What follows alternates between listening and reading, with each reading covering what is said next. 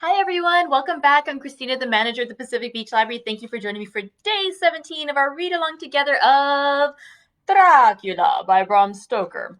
Um, we had a really exciting chapter yesterday, and I'm excited to see how the book is about to transition to another phase. Let's go ahead and start off with some tea because it is the Tea with Dracula group.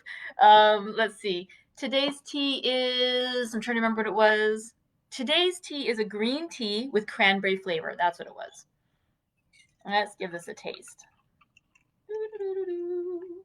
That is a very slow pour. Kind of like it. Mm. I'm not smelling the cranberry very much. It's mainly a green tea.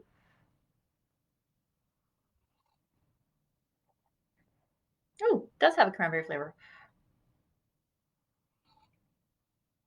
It's pretty mild with the fruit, though. It's mainly the green tea flavor. But again, I like the green tea, so that's okay. All right, so yesterday's reading in Dracula. Yesterday, hello, Helen, good to see you.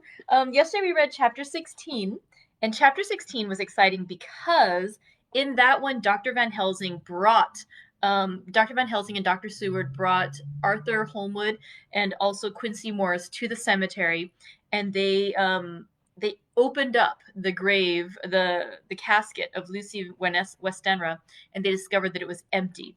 Then he tried again to convince them that she is an undead. And what he did was he closed off the tomb. He crumbled up some of the host from the church, and he mixed that with like a putty, and he put that in to seal the doorway so she could not get back into her tomb. And then, as the night progressed, Lucy returned again carrying a child, and they basically cornered her between a crucifix and where she wanted to retreat back into her tomb, but could not because he'd sealed it off with holy artifacts. And so eventually he breaks off a little bit of it, so there's just like a tiny little crack. Like they describe it as just small enough that like a you could just barely squeeze a knife blade into it. And she manages, even though they see her and it looks like her body is healthy and, well, although covered in blood because she's been, drinking blood from the child, that they see her body just like dissipate and like squeeze through that little hole to get back into the tomb. So there is no longer any doubt whatsoever that Lucy Westenra is something wrong. She has become an undead creature, that she is no longer, a holy thing. And so they're all convinced that she does need to be killed. Also, what's interesting too, though, before that moment when she slides back into the tomb, um, she tries to entice Arthur to her side, and Arthur is almost hypnotized and tries to go towards her before Dr. Van Helsing stops them again with the golden crucifix, and that's what makes her recoil. Um, and it is with Arthur's blessing that they agree that they're going to go back and take care of this. And so then the next afternoon, after they go back and they open up her tomb again, and this time they find her body in the casket. And again, she looks different, but she looks beautiful. But they can tell she's not the same Lucy she was. And then right before Dr. Van Helsing is going to give her the permanent death, he basically says something like, well, who really deserves to do this? Who would later on, because it's not that so much that they are killing Lucy, but they are restoring Lucy's soul, allowing her soul to be at peace instead of being, having her body like overtaken by this demon that's doing wrong. And so who deserves the privilege of doing this is Arthur. And so basically what it ends up happening is the other three men are reading from a holy book while Arthur, the fiance, is holding a wooden stake over Lucy's heart and then pounds it in with a hammer. When that happens, she's of course woken from her slumber, not in a good way. Um, Eventually, though, it does kill her. And they see that her face changes and she has the peaceful face again, the gentle face. They can tell that Lucy's soul is her own again and that she's no longer being inhabited by that demon of the undead, whatever it was, the vampire. And so just really neat. It was a really good scene. They after the other gentlemen leave. Oh, sorry. He does. Van Helsing allows and encourages Arthur to kiss her goodbye one more time. Now that she's safe and she's not going to bite him, and then he goes, and Dr. Seward and Dr. Van Helsing cut off her head, stuff her mouth with garlic, and they're hoping that that should finally solve the problem of Lucy possibly, continuing her undead life. Now, here's where it gets really good. So they've done this thing, right? They've basically vampire hunted, and Dr. Van Helsing says, "We have done this thing. We have done a wonderful thing that we have helped restore Lucy to herself. But it is not enough. There's more we must do. And basically because we need to find out, we need to stop what brought this to Lucy, what brought this problem here. We need to find her corruptor, which we know is Dracula." And so what he does is he invites the other gentlemen to meet with him 2 nights from then, and he says he's going to bring 2 other people who they don't know yet, but all of them together will have a task to do, a terrible task, but we must not draw back. And so that was the conclusion of chapter 16. Let's find out today. I strongly suspect it is the Harkins, the Harkers, excuse me, Jonathan and Mina, who will be joining them, but let's find out for sure. And let's see what happens when they all come together. Let's see. All right, chapter 17, Dr. Seward's Diary, continued. When we arrived at the Berkeley Hotel, Van Helsing found a telegram waiting for him. "Am coming up by train. Jonathan at Whitby. Important news. Mina Harker." The professor was delighted. "Ah, that wonderful Madam Mina," he said. "Pearl among women. She arrived, but I cannot stay. She must go to your house, friend John. You must meet her at the station.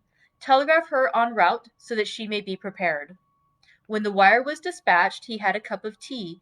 Over it he told me of a diary kept by Jonathan Harker when abroad, and gave me a typewritten copy of it, as also of Mrs. Harker's diary at Whitby. "Take these," he said, "and study them well. When I have returned, you will be master of all the facts, and we can then better enter on our inquisition. Keep them safe, for there is in them much of treasure.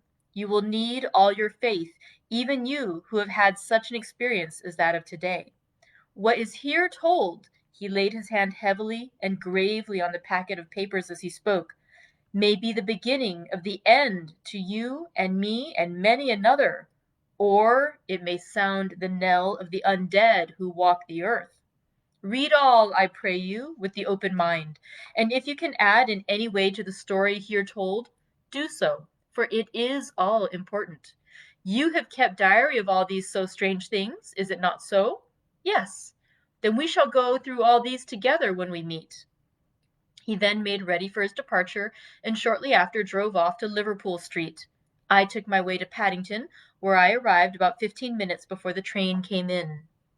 The crowd melted away after the bustling fashion common to arrival platforms, and I was beginning to feel uneasy, lest I might miss my guest, when a sweet-faced, dainty-looking girl stepped up to me, and after a quick glance said, "Dr. Seward, is it not?" "And you are Mrs. Harker," I answered at once, whereupon she held out her hand. "I knew you from the description of poor dear Lucy, but—" She stopped suddenly, and a quick blush overspread her face. The blush that rose to my own cheeks somehow set us both at ease, for it was a tacit answer to her own.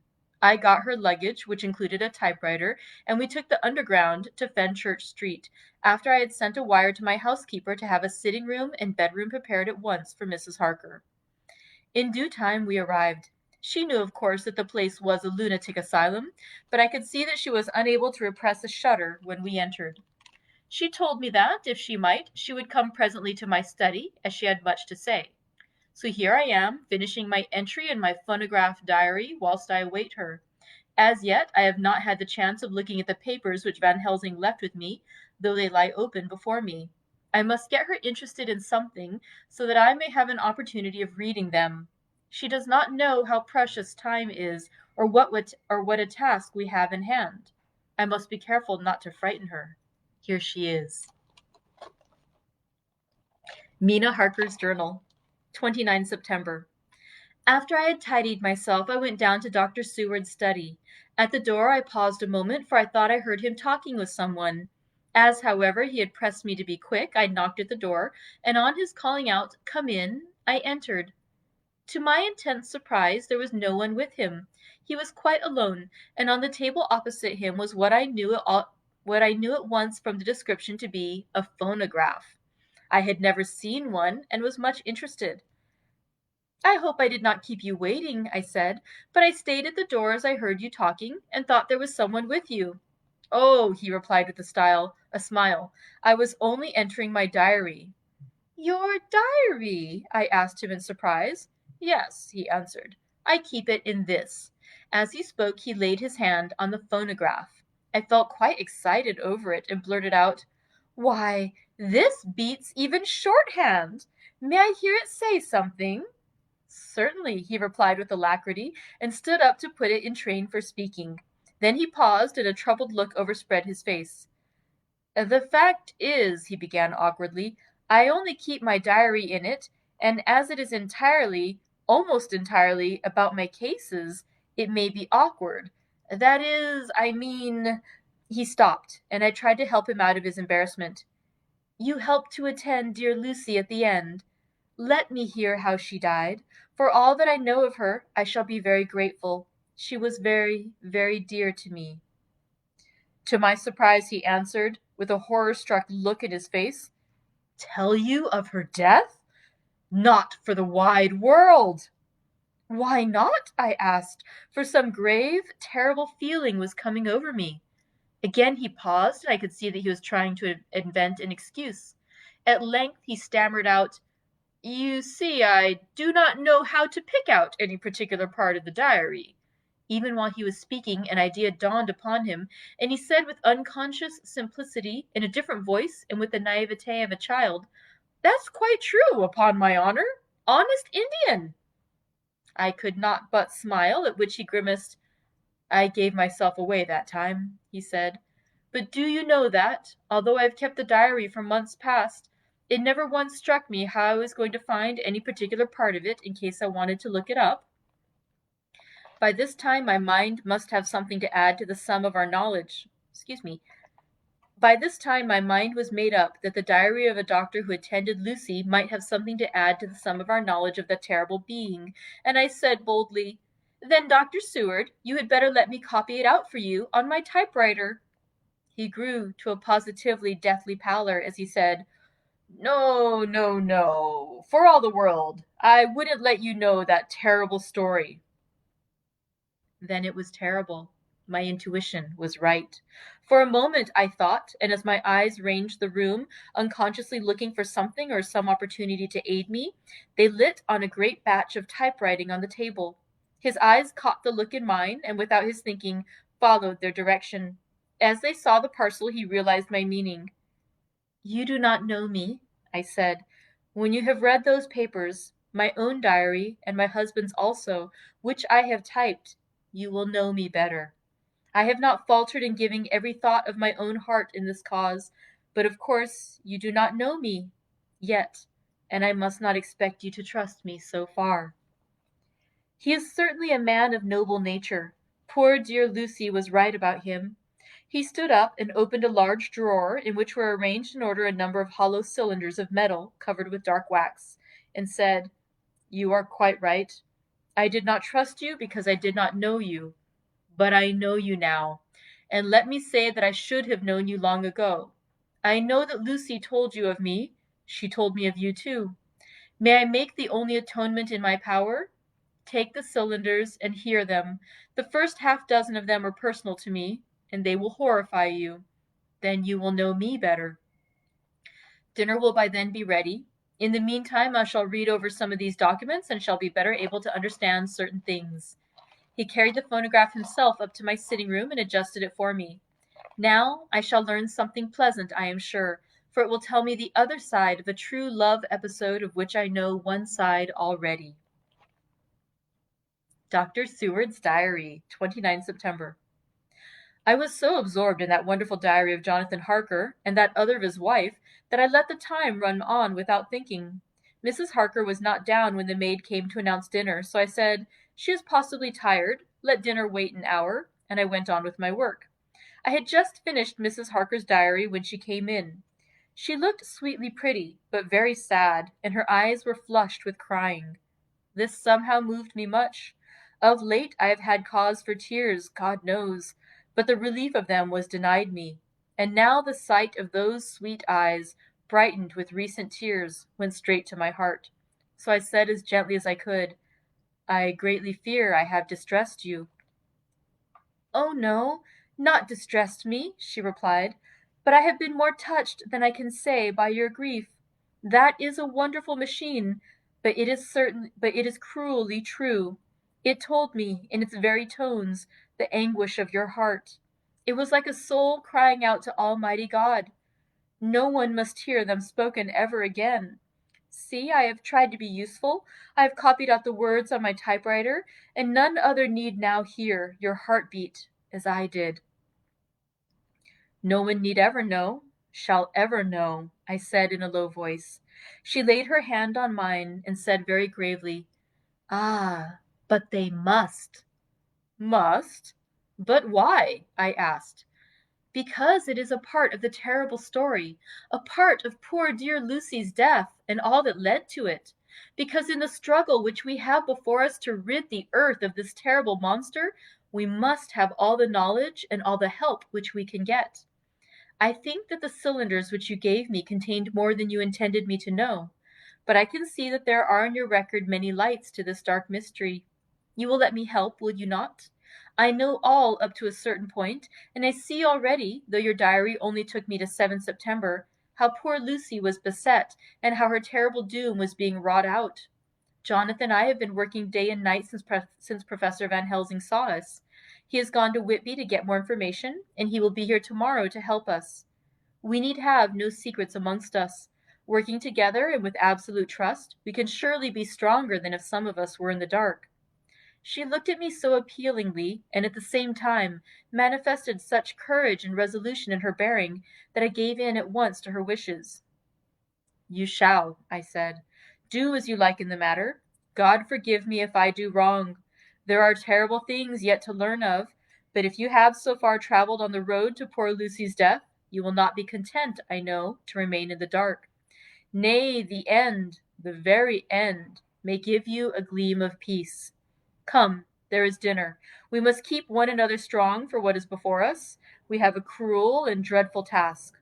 When you have eaten, you shall learn the rest, and I shall answer any questions you ask, if there be anything which you do not understand, though it was apparent to us who were present." Mina Harker's Journal, 29 September. After dinner, I came with Dr. Seward to his study. He brought back the phonograph from my room, and I took my typewriter. He placed me in a comfortable chair and arranged the phonograph so that I could touch it without getting up, and showed me how to stop it in case I should want to pause. Then he very thoughtfully took a chair with his back to me so that I might be as free as possible, and began to read. I put the forked metal to my ears and listened. When the terrible story of Lucy's death and all that followed was done, I lay back in my chair, powerless. Fortunately, I am not of a fainting disposition. When Dr. Seward saw me, he jumped up with a horrified exclamation, and hurriedly taking a case bottle from a cupboard, gave me some brandy, which in a few minutes somewhat restored me. My brain was all in a whirl, and only that there came through all the multitude of horrors the holy ray of light that my dear, dear Lucy was at last at peace. I do not think I could have borne it without making a scene. It is all so wild and mysterious and strange that if I had not known Jonathan's experience in Transylvania, I could not have believed. As it was, I didn't know what to believe, and so got out of my difficulty by attending to something else. I took the cover off my typewriter and said to Dr. Seward, "Let me write this all out now. We must be ready for Dr. Van Helsing when he comes. I have sent a telegram to Jonathan to come on here when he arrives in London from Whitby. In this matter, dates are everything, and I think that if we get all our material ready and have every item put in chronological order, we shall have done much. You tell me that Lord Godalming and Mr. Morris are coming too. Let us be able to tell him when they come." He accordingly set the phonograph at a slow pace, and I began to typewrite from the beginning of the 7th cylinder. I used manifold, and so took 3 copies of the diary, just as I had done with all the rest. It was late when I got through, but Dr. Seward went about his work of going his round of patients. When he had finished, he came back and sat near me, reading, so that I did not feel too lonely whilst I worked. How good and thoughtful he is! The world seems full of good men. even if there are monsters in it. Before I left him, I remembered what Jonathan put in his diary of the professor's perturbation at reading something in an evening paper at the station at Exeter. So, seeing that Dr. Seward keeps his newspapers, I borrowed the files of the Westminster Gazette and the Pall Mall Gazette and took them to my room.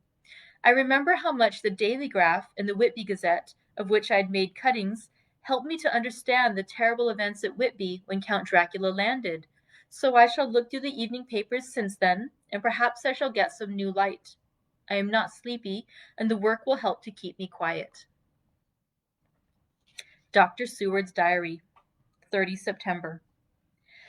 Mr. Harker arrived at 9 o'clock. He had got his wife's wire just before starting. He is uncommonly clever, if one can judge from his face, and full of energy.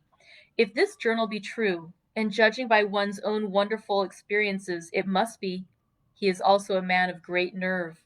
That going down to the vault a second time was a remarkable piece of daring.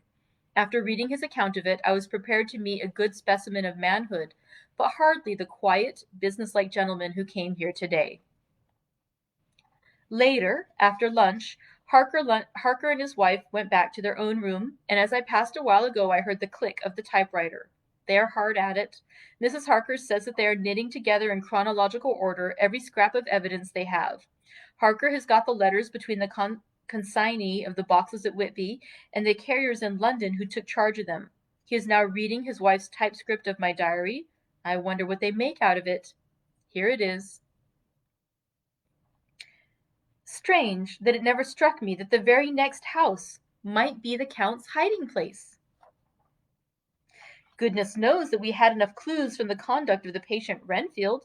The bundle of letters relating to the purchase of the house were with the typescript. Oh, if we had only had them earlier, we might have saved poor Lucy. Stop. That way madness lies. Harker has gone back and is again collating material. He says that by dinner time they will be able to show a whole connected narrative. He thinks that in the meantime I should see Renfield, as hitherto he has been a sort of index to the coming and going of the Count. I hardly see this yet, but when I get at the dates I suppose I shall. What a good thing that Mrs. Harker put my cylinders into type. We never could have found the dates otherwise. I found Renfield sitting placidly in his room with his hands folded, smiling benignly. At the moment he seemed as sane as anyone I ever saw. I sat down and talked with him on a lot of subjects, all of which he treated naturally. He then, of his own accord, spoke of going home, a subject he has never mentioned to my knowledge during his sojourn here. In fact, he spoke quite confidently of getting his discharge at once. I believe that, had I not had the chat with Harker and read the letters and the dates of his outbursts, I should have been prepared to sign for him after a brief time of observation. As it is, I am darkly suspicious. All those outbreaks were in some way linked with the proximity of the Count. What then does this absolute content mean? What then does this absolute content mean? Can it be that his instinct is satisfied as to the vampire's ultimate triumph? Stay, he is himself zoophagous, and in his wild ravings outside the chapel door of the deserted house he always spoke of master. This all seems confirmation of our idea. However, after a while I came away. My friend is just a little too sane at present to make it safe to probe him too deep with questions. He might begin to think, and then... So I came away. I mistrust these quiet moods of his, so I have given the attendant a hint to look closely after him and have a strait waistcoat ready in case of need.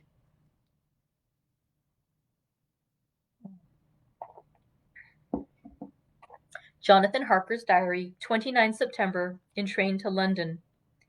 When I received Mr. Billington's courteous message that he would give me any information in his power, I thought it best to go down to Whitby and make, on the spot, such inquiries as I wanted. It was now my object to trace that horrid cargo of the Count's to its place in London. Later we may be able to deal with it. Billington Jr., a nice lad, met me at the station and brought me to his father's house, where they had decided that I must stay the night. They were hospitable, with true Yorkshire hospitality, give a guest everything, and leave him free to do as he likes. They all knew that I was busy and that my stay was short, and Mr. Billington had ready in his office all the papers concerning the consignment of boxes. It gave me almost a turn to see again one of the letters which I had seen on the Count's table before I knew of his diabolical plans. Everything had been carefully thought out and done systematically and with precision. He seemed to have been prepared for every obstacle which might be placed by accident in the way of his intentions being carried out. To use an Americanism, he had taken no chances, and the absolute accuracy with which his instructions were fulfilled was simply the logical result of his care. I saw the invoice and took note of it. 50 cases of common earth to be used for experimental purposes. Also the copy of letter to Carter Patterson and their reply. Of both of these I got copies. This was all the information Mr. Billington could give me, so I went down to the port and saw the coast guards, the customs officers, and the harbor master. They all had something to say of the strange entry of the ship, which is already taking its place in local tradition, but no one could add to the simple description, 50 cases of common earth. I then saw the station master, who kindly put me in communication with the men who had actually received the boxes. Their tally was exact with the list, and they had nothing to add except the boxes were main and mortal heavy, and that shifting them was dry work. One of them added that it was hard times, that there wasn't any gentleman, such like as yourself, squire, to show some sort of appreciation of their efforts in a liquid form. Another put in a rider that the thirst then generated was such that even the time which had elapsed had not completely allayed it. Needless to add, I took care before leaving to lift forever and adequately this source of reproach. 30 September. The station master was good enough to give me a line to his old companion, the station master at King's Cross, so that when I arrived there in the morning I was able to ask him about the arrival of the boxes. He, too, put me at once in communication with the proper officials, and I saw that their tally was correct with the original invoice.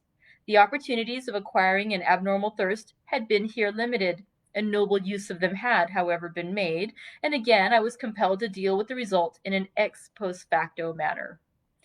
From then I went to Carter Patterson's central office, where I met with the utmost courtesy.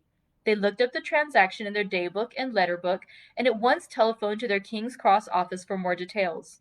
By good fortune, the men who did the teaming were waiting for work, and the official at once sent the mover, sending also by one of them the way-bill and all the papers connected with the delivery of the boxes at Carfax.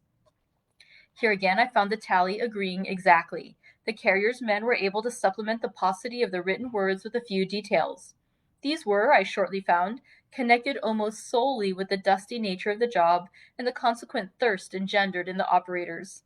On my affording an opportunity, through the medium of the currency of the realm, of the allaying at a later period this beneficial evil, one of the men remarked, "That 'ere 'ouse, governor, is the rummiest I ever was in. Blimey!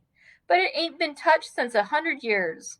There was dust that thick in the place that you might have slept on it without 'urtin' of your bones, and the place was that neglected that you might have smelled old Jerusalem in it. But the old chapel, that took the kike, that did. Me and my mate, we thort we wouldn't niver get out quick enough. Lor, I wouldn't take less nor a quid a moment to stay there arter dark." Having been in the house, I could well believe him, but if he knew what I know, he would, I think, have raised his terms. Of one thing I am now satisfied, that all the boxes which arrived at Whitby from Varna in the Demeter were safely deposited in the old chapel at Carfax. There should be 50 of them there, unless any have since been removed, as from Dr. Seward's diary, I fear. I shall try to see the carter who took away the boxes from Carfax when Renfield attacked them. By following up this clue, we may learn a good deal. Later, Mina and I have worked all day, and we have put all the papers into order.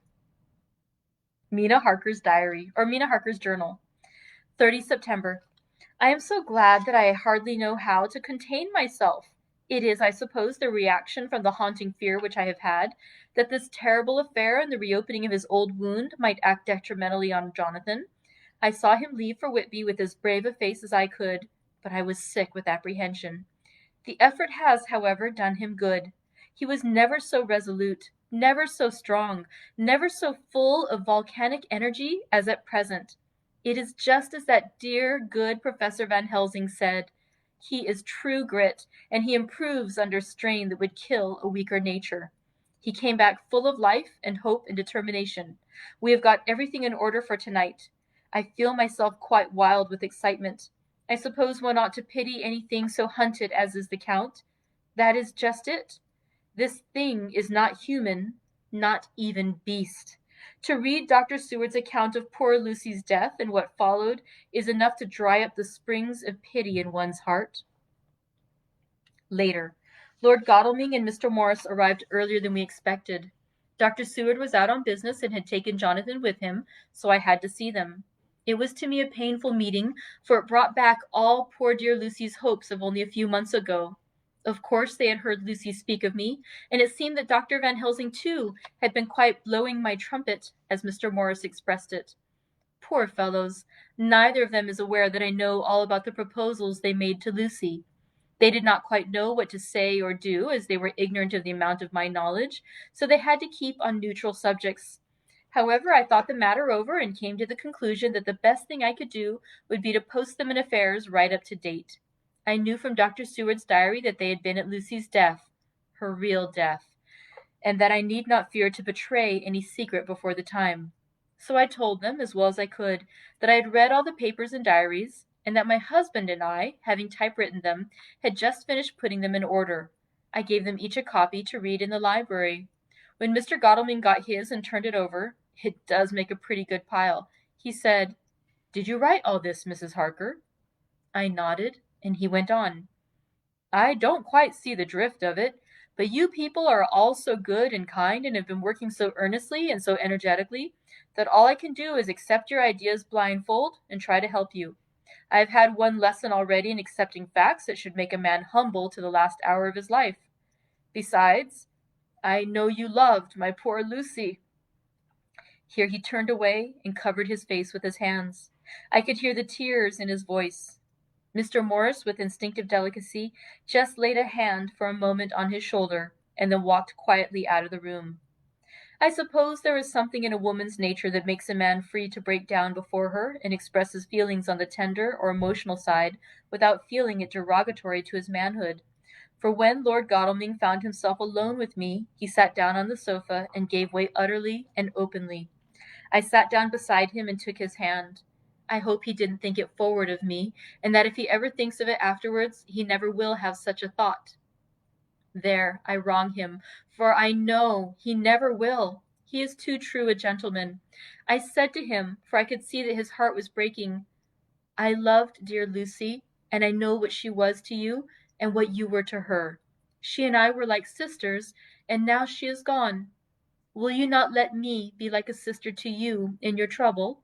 I know what sorrows you have had, though I cannot measure the depth of them. If sympathy and pity can help in your affliction, won't you let me be of some little service, for Lucy's sake?" In an instant the poor dear fellow was overwhelmed with grief. It seemed to me that all that he had of late been suffering in silence found a vent at once.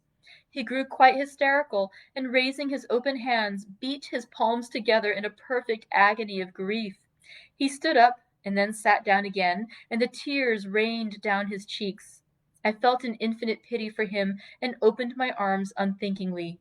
With a sob he laid his head on my shoulder, and cried like a wearied child, whilst he shook with emotion. We women have something of the mother in us that makes us rise above smaller matters when the mother's spirit is invoked. I felt this big, sorrowing man's head resting on me, as though it were that of the baby that some day may lie on my bosom, and I stroked his hair as though he were my own child. I never thought at the time how strange it all was. After a little bit his sobs ceased, and he raised himself with an apology, though he made no disguise of his emotion. He told me that for days and nights past, weary days and sleepless nights, he had been unable to speak with anyone, as a man must speak in his time of sorrow. There was no woman whose sympathy could be given to him, or with whom, owing to the terrible circumstance with which his sorrow was surrounded, he could speak freely. "I know now how I suffered," he said as he dried his eyes, but I do not know even yet, and none other can ever know, how much your sweet sympathy has been to me today. I shall know better in time, and believe me that, though I am not ungrateful now, my gratitude will grow with my understanding. You will let me be like a brother, will you not, for all our lives, for dear Lucy's sake?" "For dear Lucy's sake," I said as we clasped hands. "Ay, and for your own sake," he added, "for if a man's esteem and gratitude are ever worth the winning, you have won mine today. If ever the future should bring to you a time when you need a man's help, believe me, you will not call in vain. God grant that no such time may ever come to you to break the sunshine of your life. But if it should ever come, promise me that you will let me know." He was so earnest, and his sorrow was so fresh, that I felt it would comfort him, so I said, "I promise." As I came along the corridor, I saw Mr. Morris looking out of a window. He turned as he heard my footsteps.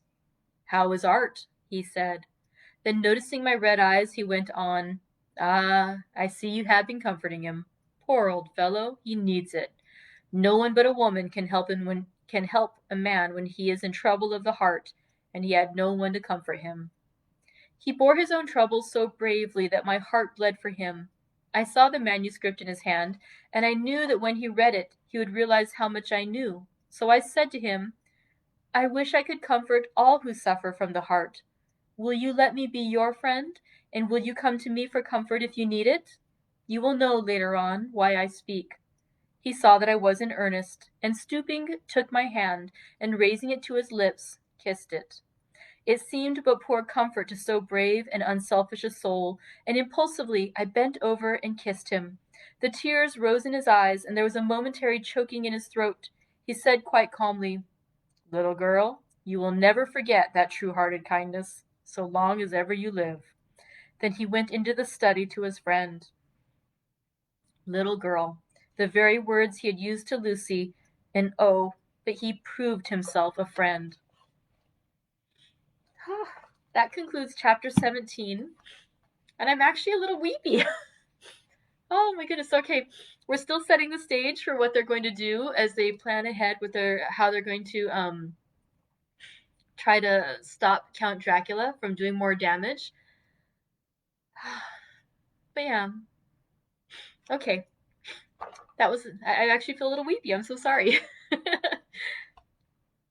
It's nice to see the friends come together as much as they care. Okay. Okay. If anyone else got a little emotional from that chapter, please go ahead and comment to that effect, because I feel a little embarrassed right now of being such a watering pot. All right. I will see you guys later. I'll wipe my eyes and blow my nose after we end the recording today, but I hope you're doing well, and I look forward to seeing you tomorrow. Take care, friends. Bye.